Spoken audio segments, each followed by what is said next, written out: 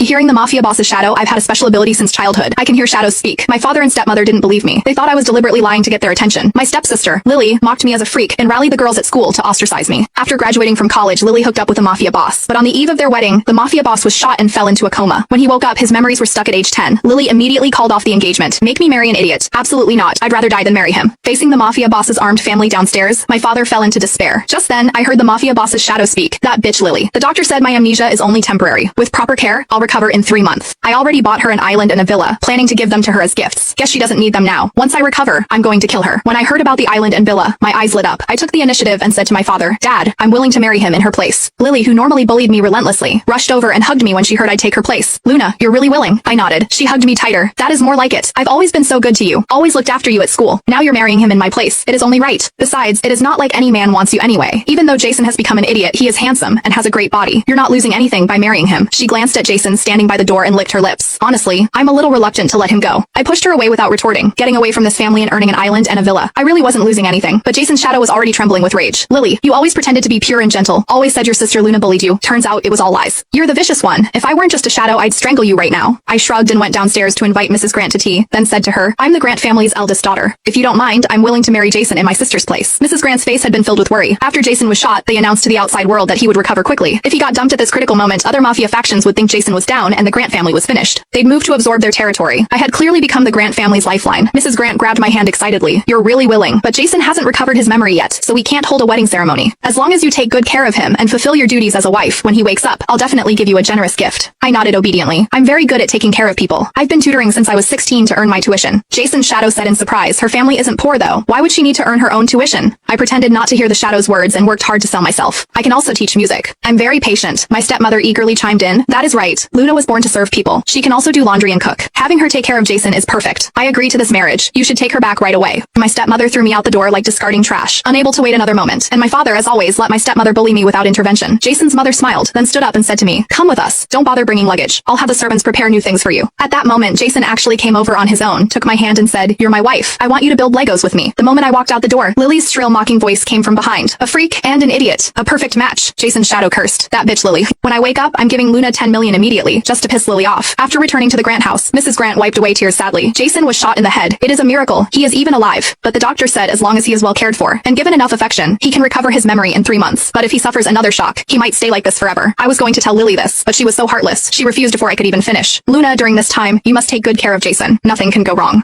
What Mrs. Grant meant was that I needed to stay by his side to help awaken his memories. At the same time, Jason's current condition couldn't be seen by outsiders. She was busy fending off attacks from competitors, so she needed someone trustworthy.